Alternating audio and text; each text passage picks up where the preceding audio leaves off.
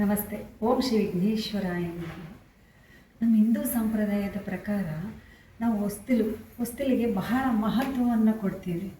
ಅಂದರೆ ಲಕ್ಷ್ಮೀ ಸಮಾನ ಅಂತೇಳಿ ನಾವು ನೋಡ್ತೀವಿ. ಇವನ್ ಎಲ್ಲರ ಮನೆಯಲ್ಲಿ ಏನು ಮಾಡ್ತೀವಿ ಅಂದರೆ ಎಲ್ಲರೂ ಆ ಪೂಜೆ ಮಾಡ್ತೀವಿ. ಯಾವ ಥರ ಅಂದರೆ ಬೆಳಗ್ಗೆ ಸಾಯಂಕಾಲ ಊದಿನ ಕಡ್ಡಿ ಹಚ್ಚಿ ಊದಿನ ಕಡ್ಡಿ ಬೆಳಗ್ಬಿಟ್ಟು ಮಾಡ್ತೀವಿ.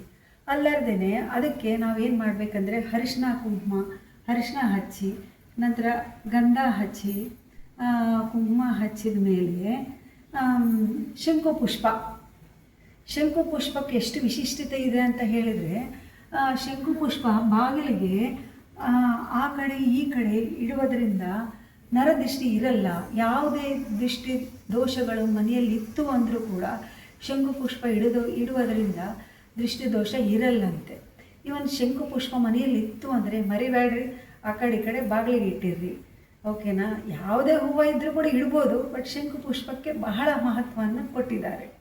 ಸೊ ಶಂಕುಪುಷ್ಪ ಇದ್ದರೆ ಇಡ್ತೀರಿ ತಾನೇ. Thank you so much.